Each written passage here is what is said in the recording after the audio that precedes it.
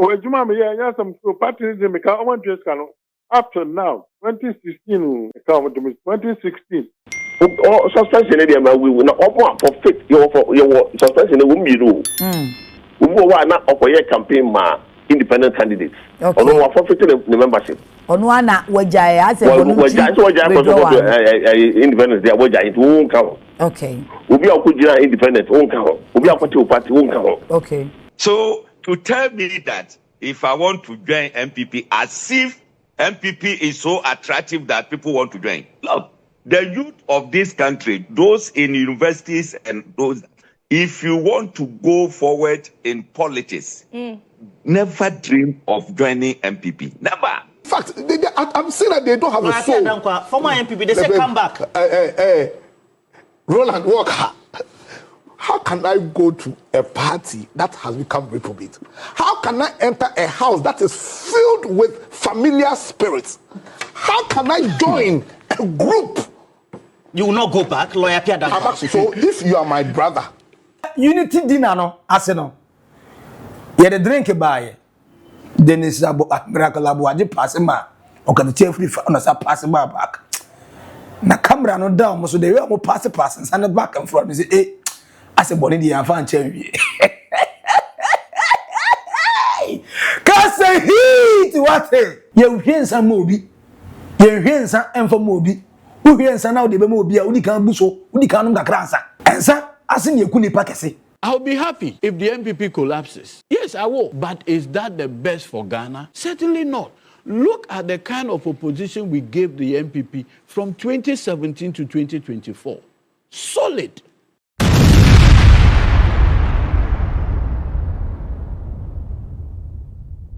NPP say regroup, recapture, and come back to power in 2028. And now, Dina Kesepa Ekoso, NPP communicators, ni na kaka mu mu kechene dia. Aduane enye salad yi ehun gizzard ehun sausage ehun mo as a wedding kase mu invite me pa di maboro. Eni omu di pete we okata chie free fa. Owie no hono class menuanam e wo mtem bi wa meka chia Dr. Mahmoud Bo mankaniye makazati na nado mankaniye nti obi pa acho kakra eno mu yomso obi a won candidate o support no nemo no kwa ye kwa pray akoto aba ma ye candidates no yemfa kasapa kasa hotie yanka policies won asem na nya we na ye we na we ye ni yense ye party san komo no mgodi no we no let us have abontin let them just say MPP for na omo suspend omu ni na omu yi omu expel omu free party mu ni na kwanya nda ho momra bra no beji wo oje ayarefo oje anifrafo MPP say oje ne members ni na mo anam nye unfit mo am kasa bi nye mo am conduct bi na ye time safia no he mu ni na o de mboni ache mo pepa mo kama momra back na mom no condition wo we are forgiving you but I forgiving you but ne o da ho no ehu na eno na ma hopes na do ye ni buofu we dwa lie ano say na mu MPP for mu gidi say ene Ghana youth e da so MPP na me peni papa tese me mo ka say me say baba obi say hey MPP our evil spirit and familiar spirit Jesus Christ nobody say unity dinner no ase no ye the drink by then is about miracle abuaji pass ma okay the chief free on us pass back na camera no down so they will pass and stand back and front say eh I say Bonnie the infant cherry can say he to what why a naked truths our Oldboga Transedino number 1 back up Maxi Billian subscribe like it na share ma unya enye na all the comments na to comment section na say NPP na amanfo say evil spirit abam no hey amanfo anu ya na NPP for the omelette ba say o omo expel omu na amomra they should come back home come back home my darling come back there's omu na amomra fi na when you go say obus na do say movement for change Allah nko na musu di etire ana mu na mo ya frafranto na mutu fa ana mo ko odonche na odonche amko no anko ye MPP mo ko ye Ghana fo mo ko ka mo nsem che Ghana fo se matem ho enti se be yanka 2024 yanto obama alanchere mantin alancash yanto amane de na mo be say go back because alancash odim ewo NPP o kan ekọ amanfo asum o ka founding members for no bi enti now we disappointed say man opportunity but we had the NPP for kan so ansambra back here no se hwe and go that way now omra back 2 years on team contest for any position and on yansa be ni wo mu I don't say alanche mantin there forever and ever on NPP omoto nkonta mapai omawie mapon NPP there never and ever sune o say NPP enya attractive baako say no onye sure say alanche mantin kra da NPP oso ho dae ade e founding member no oso ho dae na when the guys na say any dey mu NPP for ye ne se mfaso amaso when they go busa acting national chairman the NPP Smith Bute Dankwa no say oh this is the entire mutaki is decision say strategic unity to aim for strengthening the party or more strengthening party no say afofo fearful omukoda na bontezu ni na momra the prodigal sons momra ne nka ye hommom ne na yento ato adwene kwamba so ne befa so age power free this for enti we dey ye kan we ye kan ne bone enti among for reason with us na omuhu dey ye kan no in the positive light way na da na enye secretary na troy na enye secretary ne sign say enye bibia na so na sign say me card decision ewom na so yeah party no so yeah chairman of the party we are executive chairman no chairman executive chairman and I can do that na what the ebe che say letter no kra bia enye credible na bibia ni wa obi a unfavored no bekasa obi wa na medwa wa ya no enti unfavored no bekasa enye no ebe echi adi bia ni wa ya we 100% say obi a support now we are there once your political party and as I say we club manager the way Kotokwana has manager we need bibia na supporters no support you know we say we support but the larger in say go idea I was say a Korea party no okay I was making sure say adibia e bi no year man nam so na you could go yes swado say na be 2020 between we about into Amnesty number granted also be alpha and good faith me knew be actually it will be also casting be okay me a man of myself and me to me be able to play okay chama ya wonu wa grant na as a party ni nyina na mu share na mu consensus na mu grant e me pacho ye ko meeting and I'm a grantee Amnesty no because I have that power enti wo chairman buta wo ye chairman and na wo gina wo tumi so grant e made it to when him said this is what I want to do because you possess power about you win never power into may grant amnesty to all more yes suspend I remember one example yes chairman Aguna Sodro and I said Aguna Western Kwama nipa almost suspended nipa 290 Cynthia Morrison hono yes almost suspended nipa 290 how can this be and then you on cast across maybe PO or my FRD and the thing I made a young genuinely ya suspend woman ya forfeit membership on the but only 2 years and sana to be contested in your party okay so chairman we wire penny no who penny enti na wo the two o other members no executive na nim say my chairman ni me pese party ni yi enti na wo tu sana mo we oh yes na yan say me ko me executive na jure ho man enti omufo awo so omu gitun mo yes say committee na majority carries the vote enti nyame me ko am mai enti will you be surprised say ye di nkomo ya de be chi we say ya amfo aso chama bu de on dey be hu so many platforms so there be no so more for us say unya so be for us no be still and yen travel as a party na obi indicate my say e bia wono no pese obi gina ana wono no pese wo yes wono na no I see. No, you take care, you take it. Na opese usiesie uye ni ye na wanya support wo unia no mo makamu a ebe bi ase no na unsei baby so oh na dia na say ye sisi ababi e we yin no na e pe na na say wo say man e kokoko na because of one or two winti no ono wan to aba Now I catch and propose someone to have me could be good. Sunny Penana. I was saying that you be on board. Okay. United we stand, divided we fall. Okay. If I say the but as time goes on, we are very okay. Maybe we feel that margin. So we are very okay. We can't have problem there because some platforms now. One more almost say I didn't good to do so check one more can say any good.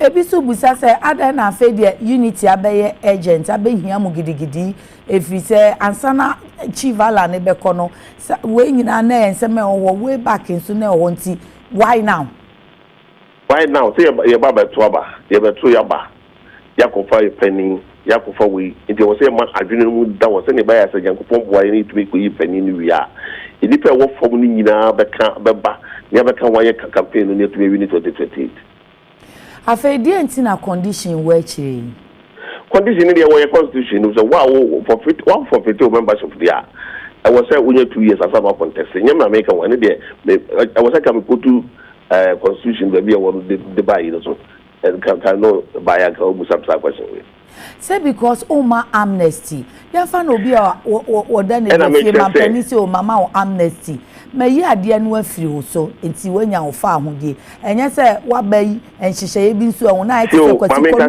kwati o independent na o ko anako party a wo de wo ka party no kura bio forever o okay enti amnesty na magazine treche say o san ba mu ba na wo ba mu no wa wo ya we say constitution ni say 2 years asa na contest so okay and omo a yamfa kwampapa so yi omo din die na ja wo nyina so omo nyina obi make party no okay omo don't sit at your constituency that was suspending for 200 and something okay omo yamfa kwampapa so a suspend wo mo and omo disciplinary committee itina say o suspend obi a suspending ni bia o suspension dey ma we na omo for fit your suspension we mbiru wo wa na okoye campaign ma independent candidates. Okay. Ono wa forfeit the membership. Ono ana wajai ase wajai independent there wajai it won count. Okay. Obi akujira independent won count. Obi akwati party won count. Okay. Obi a ba full say we support nipa what in the party won count. Example for nyina masanji o maba. Nemu no. Bana o maba no e take over 2 years and some of we contest with your party. Okay. That's all. Yeah, we be muso disciplinary committee tina so and watching wo mo asen. What and I make say case by case. Okay. Obi anyone saving or what you party this week of table fell as I am suspended. Say a bass would the no support to independent openly will be who say would the platform road a campaign for independence. Okay. It over 2 years as I know to be we will be a good independent over 2 years as I know to be a contest. Never that what I say. Okay. Na we na obisado na said there o acting national chairman e kan there Smith dan kwasi mo kan say nkanyanse mu nya bad mo kan kuo no dada na mafiri mu na makọ ana asemasi no mo so o ma anya ni enti mu na mo kan bo no obi afa no obi abo ne nche no na nka mo mra back na mo we wrestle for power so that be a meeting be rescue Ghana ana say atwe kai I would rather join NDC than return to NPP say pass obesa sanati say mere makọ mi NPP ni bi o si twe kankanya mi twe neka anka NDC fo nka wa tu mo baba mo na NPP no ehun be na ya akọ no o you know say o ka say mabuno every youth say what SS a senior high school say what junior high school say what tertiary university and college and nursing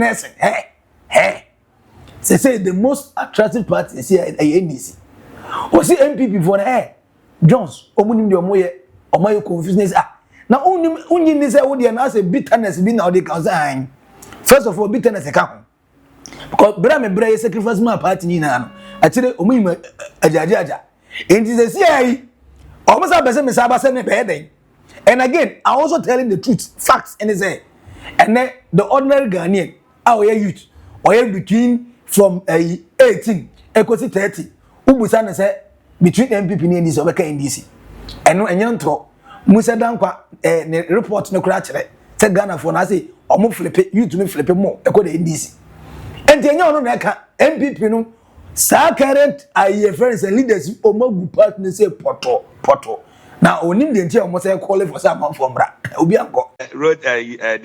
Did I write a formal application to join NPP? I just entered. I went to the office and took my membership card. That's all.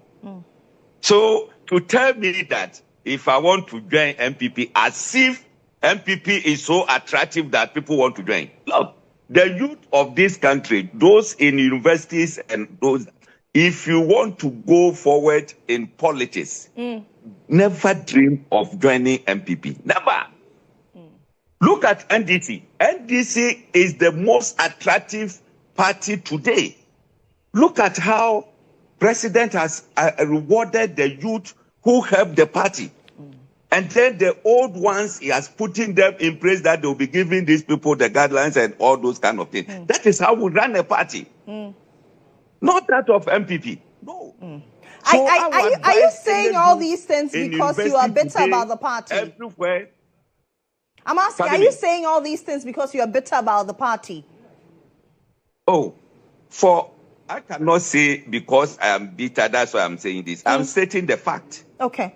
And I cannot also run away for bitterness. That one, I am not a hypocrite. Okay. Because I risked my life. I fought for MPP. I put everything aside. I am a teacher by profession. 2008, I was in classroom when we lost elections. January 2009, all former ministers of Kufo were not able to speak on radio. I decided to quit my job and then speak for the party. And I did that from 2008 to now.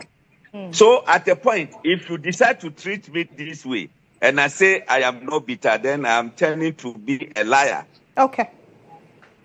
But I am not saying this because I am bitter, but I'm stating the fact that MPP is not attractive. It's a declining party. I can assure you that I quite remember in August 2024, I had an interview and I said, Dr. Baumia is going to get 39%. People were insulting me. But what happened? When James declared the elections, first time it was 41.7%. After adding all the 9 constituencies, MPP had 38%. And I am saying it today that 2028, MPP will get 28%. Save this interview for 2028. We'll revisit it.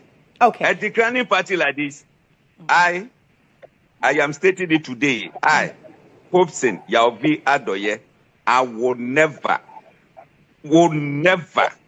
make any attempt of joining MPP. But what if the party comes to you? What if the party comes to you?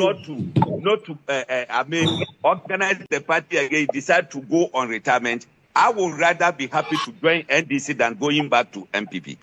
But who in particular no na party no a year. Ebesa ma the session we yebua party no wetimi aye. Oh, ejuma me ya some party dey make I want to can up to now 2016 2016 we enter office can party no dey ka besa he. Oh, I mean catch away. Also, I'm sure say okay say me ko ye fundraising come say sports stadium. Okay. That's another party in this. Okay, and me America, me the coin families, me America. 150,000 to say. 150,000. Who they are chemi? Who they are chemi? They may see party in the car. Won't come once. Who they are chemi? Who they are chemi? Say who be to say me can say. Who they are chemi? Say And Krata ni bibia dia dance as a party ne doka over 150,000 Ghana cedis. One time I was to come we party Jumasia, or wow party. The country and I have French but I have papers. I mean, I will make my share. Let us see. Yes, you can enter me, Bofusano.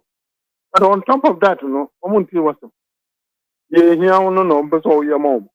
And dog, eka ye wo ho ya wo kan no for 8 years nanado aban yi ebedi o man so nyina no party no entimi antua no ma eka na mfiri ho and ebisa omo isa won't me sa some me kan ye no kra our friend me wofa to boss sika pa me bewa sika pa me bewa sika wa me fe sa ne de tru ne o dia se ejuma ye ma party no contractors we do ye drum ga o dia se ye tia contractors ne ka am nyaw si hu no mkika ka no no nim dia akọ party na fe wo ho ye de no they don't know in some by ya do say no amunim amu say am wa sabe jam ka chem say o de chemi o di dey na chemi e dey na o de chemi mani be na ye wa o de chemi ndika mani pan boni be na o ye party na party ndi a chom o go wie scan as o ye party na yo mo boni na won pacho o we ne say ene yen ko buza apia dankwa na bia no de na adwen be na kakra sai bia obesa akọ back ye kom say no sana Obsan do dey you Jesus Christ. Or say a house full of familiar spirits. A house completely possessed by evil spirits. Hey! Or say NPP no just say enwo ye fi say poto. As a onam circle won gata na down. Eni nyanya we mistake no tom grana. Ugwa mo person be pie biu. Sa na NPP na ye. Na o say just say Subam boni adwemboni amanfo di party no eda so dwedua ho o se wura NPP ni entrance na sa adwemboni ne ntibamboni na nipa boni for mo no ma sha se attack your spirit o se party we na se me san come back me ko ye dey apu to parties, people aggregate around the party when they recognize certain values that they resonate with, then they go there. Now, when Nana Addo came, he managed to alter that the fine DNA character. For that's the right word. The DNA. He changed the soul of the NPP. Now they said they are changing. Come back. You are here citing DNA, borrowing for Eduji. Listen, nothing they've done, but everything they are doing suggests to me that they are drifting further up. In fact, I'm saying that they don't have a soul. Former NPP, they say come back. Roland Walker, how can I go to a party that has become reprobate? How can I enter a house that is filled with familiar spirits? How can I join a group? You will not go back, lawyer Pierre. So if you are my brother, but would you understand familiar spirits? Would you advise me? Principalities. Would you advise me if you are my brother? Prophecies and anti-prophecies. Would you advise me to go into a possessed house, a house full of familiar spirits? Would you advise me? Roland, you don't like me. Listen, this is it bottom up or up bottom? Yeah, bottom up. As in which right-thinking person, which right-thinking party? Whose value is the country would subscribe to this approach? Just a simple thank you talk. I remember that thank you talk. Where people not stabbed? Where people not stabbed? That's what I'm saying. That Roland, my worst enemy won't advise me to enter a house that's full of familiar spirits. The NPP is a party full of familiar spirits. And listen, to the millions of Ghanaians who have been displaced, to the millions of Ghanaians who cannot stay in that house because of the familiar spirits there, I have good news for you. The good news is that a new party filled with the right spirits, a new party fueled by the agenda of liberal Democrats, a new party whose focus is to build that right Ghana, that Ghana that all of our ambitions can find a place in, that party that can give that viable opposition, that party that can hold the feet, that have the credibility to hold the feet of the NDC to the fire, that party that will build Ghana, that party that will hold true the ideals of Ghana. That party is coming. What's the name of the party? That party is coming. Oh, do you give me before adoring? Okatachi free for the miracle abwaji. Omo didi ewie kama fe. Omu ye no mo order so waitress ne mro mo drink. Ti we out is a wine kama. Ye hwe gu cup. Ana Dennis miracle abwaji. Adane drink ne dia ma okatachi free fa. ano kata Jeffrey fa ahwe nanim di ase no aka netim say chama we okay bibia ye fine na sanso ye hwema no sanda ne sana de ama denis o so de bi ye o di anom ona no obi ye confuse kai utri mu se me ni wa ye bi pen ye benya bad rumor gidi abra MP edema ejeso jonkuma efiri mu chama huntumi ene jonkuma na eye alert say our tamale umko we gini fa I confirm we wie na da poison ema hun sem be ye bebre Captain Smart Kevin Taylor ebo boss wa ma including chama huntumi personal assistant and ebe confirming the same report say yes indeed chama huntumi was poisoned with jonkuma. Then it was alleged by the same people now making the allegation. Kevin Taylor, Captain Smart, and the Muse, a certain people who are not visit John Kuma, stand a big chance of winning as becoming a vice presidential candidate for Dr. Mahmoud Bawumia, because now Mr. Bawumia feeling the power. So allegedly, John Kuma was poisoned. Lawyer Pierre Kubi, our lawyer match am own to me, her coronation no. We link up now. Oye, lawyer, Edema, chama to me. In recent interviews, on one kasa after say Captain Smart already say also your poison no. Also, ebe confirmation say yes, indeed. Even though one can explicitly say a poison, but see the tone no nyanya men ne ba mu a. Ene kwan on fa so dey do hospital na we kokoma we fenti oni be na ekoso. Ko wi. And also you can say so your poison. It's about for I say video way there. Speaking that volume say as a unity way. Black on the kind so preach unity na so spread hate. Nti we no say omo preach unity no wo table no so but obi eni sa. We there amount for theory na media link up to the NPP amount for say poison no be a wo no. Nti we no say okatatie so ba ko so ba ko o ya so ya. Yes. Gabo mu ka mu nkan preku na munya de mu yeyo na mu ba ka ade mu na mi kura minim denes miracle abache wana chira osa this is share do ko Ghana friends drinking association for no mo chira ye hwensa ma obi ye hwensa emfa ma obi wo hwensa na wo de be ma obi a udi kan buso udi kan no gakra ansa ensa ase ne ekuni pa kese from pan1 ekoti pito ebesi apetesi ebesi club eno ye nsa edi eku mema no nye nsa ketwa ma timi ni nsa ku mema di nsa ku mema na wo hwie nsa nipa wo kura fe na mo so ti sumu so tu wie na wanda ni nsa se wo de ma no abra wo so nsa wo ni hwiezi abra na ebi kura esi okateti anim wo ya sa ye draw theory na ebe de mumma papa na education ensa ye hwie mu bi wate the Ghana Drinking Association for Mountain and Woman Education, or here education, full education power. Now, and you know, na yaw sapon. And I say, NPP assistance now a lawless political organization. Or sit as a Mrabianim. And I see a quarter bar, you see a two from top to down. Or see we nyans be in the womb. And you dream no crown, born about month for trim na man for best of the bonnet. Or see wow, ready a moo then the trust they mean law. We so mu ye will be here. Be at NPP say be and running the open away. Now we be from so mbe. Kai omonko. Oni chama na kasa. Aseme no kacha. Onu ankasa gitum se nipa ne dodo na ye suspendi won. Omo amfa mra kwa so na suspendi won. Okay. The NPP has become a lawless political organization. Biafa embrano who tunu sreni abasa no de aye ni pesa way. And until say it would return to that point a be lawful and constitutional. A be ding.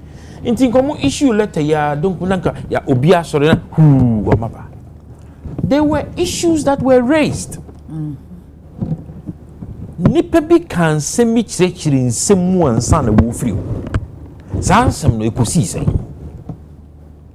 na de eya e wo so mo ti ase a omunim se ehu kese ne se former energy minister Wati Jako What can say be was in the Padoa a jai party who makumem ni omutilimuno. A doso sing wonga wenya kukudro. Aka se party no one yibi. Ba na se obi enya akukudro achire unyenti a amanyosem no we film.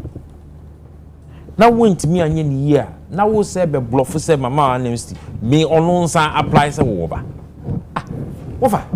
The party has a tradition. The party has values. Kufo party na odija yen no. Enye ni new. UP tradition na sisan ya de be ye NPP. Those values enye ni ewum no. Na party etu omfo omunti. Do you know what it took former President Kufuor, the wisdom point? Say, obe ka petemu.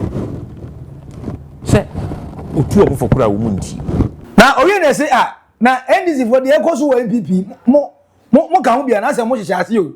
Because o ma three letters say amam for na amam for reject o outrightly. Obi e kan public we won't go. Na Godwin Edizi Tamakulu oye National Petroleum Authority Chief Executive Officer and was media menya yepa na pudio na hye. Menya na NPP agu. Na mom na enso embo Ghana democracy. Because said ye ma NPP for tough time from 2017 to 2024 they have to be a better opposition by. E so mo check my say ye tia no matene yen. But se omugu na se obi enu na ni strong opposition bia na obi enu o. Ye enu obi ama na nkan asem emaye. Ti de bia na e beka yiti me yede. That means say ye de because obi an correct ye. Nti though politically onya na nkan NPP na gu na nkan competition nkura na ifo. But enso mo Ghana democracy ntino NPP for omo we na omunya sa top to down approach ne as one person bokro no bi ma Dr. Mahmoud Bawumia no. So omo ye we ya na mo to aso anhwe a NPP na ebejija kra. Now, if you have a situation where a political party goes into an election and comes with this outcome and says that the best strategy for me, listen carefully, is to elect the flag bearer. That is the top. Now, before I'll look for the foundation. Because we all agree that the building block of all our political parties are the branch executives. Then the constituency executives, then the regional executives, national executives. Now you have a situation where you've gotten the head, and now you are now going to look for the workmen. How is it backed by social science? How is it backed by social, engineering? We must agree. I am interested in having a formidable political party. A political party that will put the NDC on its toes. Because you see, we need that for the sake of Ghana. I'll be happy if the NPP collapses. Yes, I will. But is that the best for Ghana? Certainly not. Look at the kind of opposition we gave the NPP from 2017 to 2024. Solid. I see that kind of opposition from 1996. The J.H. Mensah-led opposition, formidable. Many of the things that they did provided the foundation for building this beautiful country. So we need that.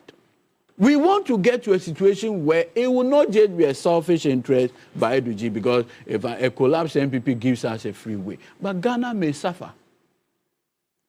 If Ghana suffers, who suffers ultimately? All of us. So we need a formidable opposition. But where in this case, you think the best outcome having lost an election is to have you lead the party, is to have you become the top, and now you are looking for the foundation. You go to somebody's house, he's building. One, he's not sure of the ownership of the land. Meanwhile, he has put a structure, and he's now looking to build pillars, the foundation. What will be the outcome of that?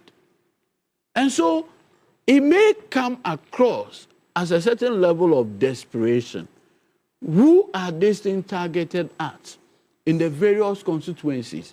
Look, in the last NPP primaries, and I say this with all difference, Mr. Ken Japan, I mean, his supporters say connected.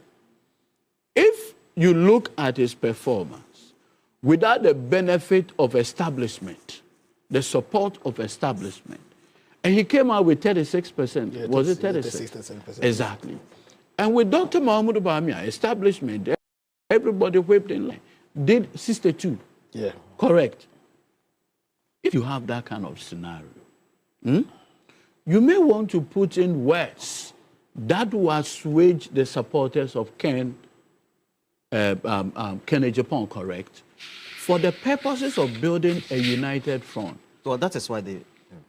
With the amnesty, go on social media and see what they are doing to each other. Now, when I say Penny Diary and Swasa, Dr. Atta Kennedy, one of the founding members, he goes and says, Papa, now NPP for say, and Kamu grant amnesty, Eddie Ama, the forgotten souls, no, the prodigal sons for them, Omunam Refi Nanka, Omumbrana Moment people for Sebia, the fight now ahead in 2028, no. Ebe David and Goliath, but still, David be doing kunim. No, see, I am where say. Was it when your opportunity some go pagana for cho? It's also make an apology and I'm going to thank you to. We are fa. Says here also when your opportunity some go smoke apologize actually some conform na mudi omo bonima omo dey bufo free party nim ebi omo dey bufo especially omo mo say ka say mo grant omo amnesty dey be amnesty omo pay NPP ni bi o because NPP ni attractive. So mum na se mo ko mo na se na mo go pa cho aso mo hu anya we a obi nka se pudo ni nsi na nso ebe se empanyifo na omo NPP amanyoko mu a yetwe omo sensan ya na omo fa asotwe mu ana se bibinti na yeyi omo afiri mu no wo sesese no omo ede Chelpa omo eba be mo kwan na omo etimi aba party ni mu ebiem enti no we na kwanye so omo mfom so omo ye no party no ede ba be che wo mo se de be ya twe a ye twe omo sensan no betimi asa anya akwanya aba party ni na nyina no party ni kire mu a omo pesen kabo mu eba se de be omo nyina betimi aye adwumaden ahwe amankunimdie awie party no wo afe 2028 na sa ensemi na Dr. Arthur Kobena Kennedy a kire na adwen afa ho de opanyi eka ye ene se NPP amanyoko ne sambre pa de amnesty no entimi nya hwe na emom na wo so mo de Chelpa sonko ekoma mpanyimfo ahodo bi wo party ni mu ene omanmu ni nyina esanse wo se edurumre bi na NPP party no na omaye ne tse party na yini pe kuma bi dia eye nkrofo kuma bi na party ni ye omo dia na so no wo se amanyoko de nya sa na eye no amanyoko eyo bia de na afenso empanyimfo enomo so ma amanyoko no be ya amanyoko no e wo se ye di enidie ni obuo ema womo se de tie wo se mpanyimfo bi etese kane trotrofo panyi ema NPP amanyoko ora kwabene Japan na afenso kane titenani ema NPP amanyoko eye ora Paula Foku omunyinada wo se NPP amanyoko ne de Chelpa sonko pa ekoma wo na amnesty say bia mfumso bi na bi mu ye na yetwe omo sensan ti say no ye free mo ho ye de omo bone acha omo nsambara no wo se eno no enye hwe wo so wo de Chelpa nkasa de mu odu de mu oden ekoma mpanyimfo ni bi omo ye niema bi editi a omo ana enkoyi enu nti omo de abufuo free party ni mu ana so omo panyina so bi edi free party ni mu nyina da wo so omo de Chelpa sonko koma wo mo se ebia se ye de mobone acha o muntimu nsambara de bi o se sa no enkonkosi aga esan se sa enkabo mu na omo hia wo party ni mu no e wo so omo ye hu adwuma yie pint on de wo sre se de betimi aboa ma NPP amanyoko asan agina ne na so biem ama asumdwe ne nkabo mu atene mu ama obi ade na ho ode ne nimde aboa ama party na di nkunim no eye Chelpa sonko a e wo se omo de koma empanyufo ahodo bi wasan so ede to dwa biem se Chelpa no so e wo se dodo na e koma Ghana fo esan se eniema bebre ho no party ni ya ankoyie ama Ghana de hye nto obesre se sansiesie ni nyina omo hye so omo beye na amnesty ne de eno entimi for mo enko babia NPP mu ensensem amnesty ya NPP mpenefu atwera ba se omo grante omo members se enka omo nkam omo mbom na omo nko fight ahead in 2028 against the NDC because a very tall long journey Over the John Dramani Mahama so far, or Yedima, the NDC. Any next candidate to be able to be might not suffer a lot. The message I make it will be unless say along the way, NDC best sleepy. So man sleepy, no one does to on the same tangent. Yeah. A better thing. Say MPP San and Gomono. They say any almost come boom. Now may a strong opposition. No one to me we need at least some of the soul and the heart of the floating voters. Now a gab no closely at the moment na ebia o me fortunate o me wini. E ho o go ja kwanye na dey akoye basa. Confusion na ye basa. But the bottom line is I don't know the current crop of people of the MPP no. Nana be more Justin Kobia from John Bodumu time so ebesi omo a yebubo mu dini na. Like if you look at the big wings of the MPP, these are not the names you actually mentioned. As Omni Nano rising to fame in politics, then it was so fast. So the come for a different Kwamna Japan Montano, it's so fast. Look where sir, Kwamna Japan more time on Pola Foko more time on age in terms of politics. This in politics, 1992 a very active and young man. Now we're way more as a difference in war. And you are comparing these people with the like of us Ketiam as national executives. So obviously, a very different Accra. And the MPP, the NDC used to be like the MPP. When it comes to aggression, in terms of talking, or more aggressive, or more approach, the BNE kita. And the NDC one woman I go fast and Jamfi, Sandogwemo, Tase Anotewa from Fusuko Achemo, Malik Basintelimo. I say, Casa Motuam was I said they want to give facts and then figures. This used to be the NPP. So I don't know why the NPP think they cannot go back. I don't know why they are not accepting that, look, we have faltered. We used to be this giant. Now we are this dwarf. So in order to kill our dwarfism and become a giant again, we need to understand that we have to grow from where we are right now. I don't know NPP from Besbetia, but it's so damn clear. Every single Ghanaian with a little common sense can tell. So look, MPP, you have to change your ways. And we have gotten people in the MPP, or we have founding members advising saying the same thing. Change the current politics. You cannot use katashi propaganda, facts and figures. People will check and then Oko X no so what should they post a anthrope ubitim bisa grok. What do you think? Is it true? No, fast check it, or maybe an anthrope because intro. Oko TikTok the same thing, Oko Facebook the same thing. And today, this modern media, the social media, is becoming more powerful than the traditional media. So almost all the traditional media still have their feet on the social media. And check it. So just look at Nancy or Vincent as if what's more can the $15,000 was President Jacob Fajet. Oh yeah, then you go say poto. And you go say poto. Now we are Reverend in team for Joe, and you go say poto. And John Dramani, Mahama, Okusia, your friend saying Watara, or so got head, or so Sakosi. You tremble, you traho. But this current crop of leaders of NPP person media too. So you think just giving amnesty to those who are gone, some back it will repair the damage MPP have actually caused to the Ghanaians? The dishonesty, the arrogance, the hardship imposed on them with that impunity. You can't say my fee. Now, 11 years, young pen, must have for so many must have a party. I call 11 cake. Jesus Christ, me.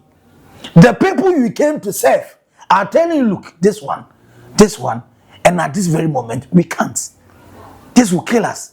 And it doesn't make sense because it looks like you are taxing us twice on one money. Masela. Muye and come on to Namunimusgankwe. Masa you cake. I said the Hudokono, I will fish. They're not like I'm Bobo and Granny Kaketwa. And you think the Ghanaians would just sit down and say, okay, what Buyasa Bresu? Yes, I know. Mamma Boabama to Zadiana. Was I calling to know? And we'll be prepared and then before a year.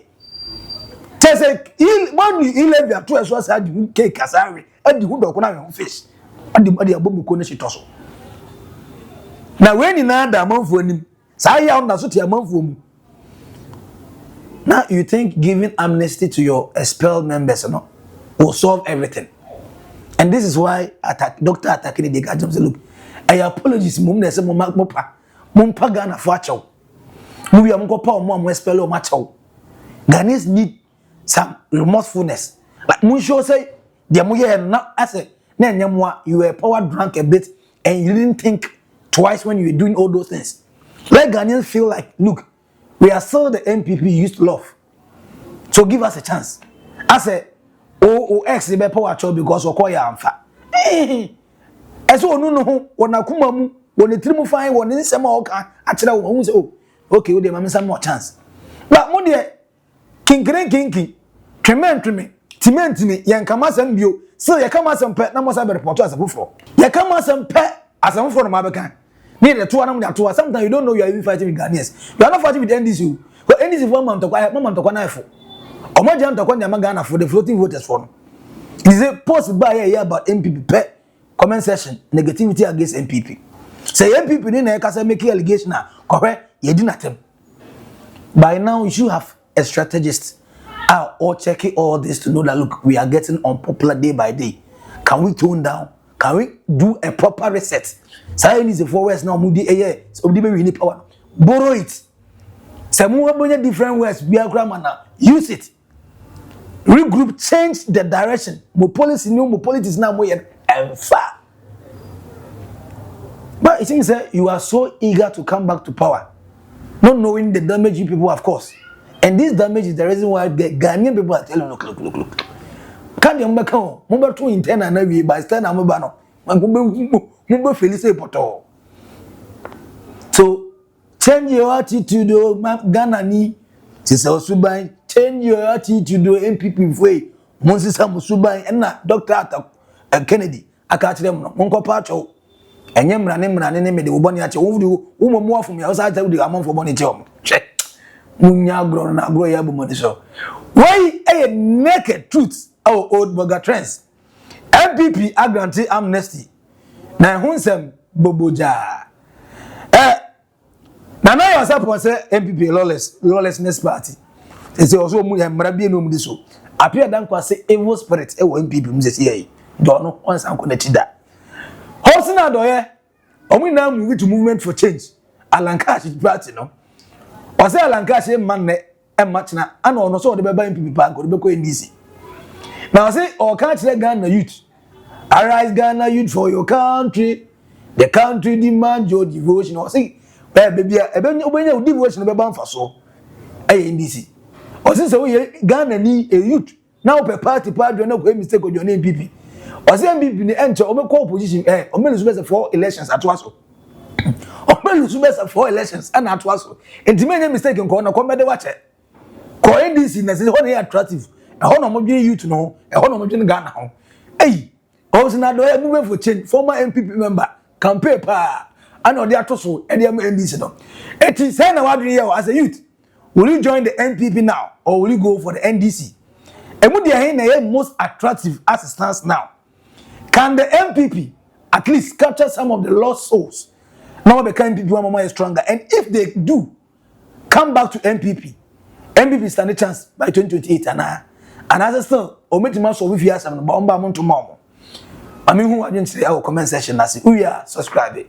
Like it, let's say pneumonia as we be share. Net notification button on. Edino Maxi Billian on naked truth. Our Oldboga trends macro. Bye bye.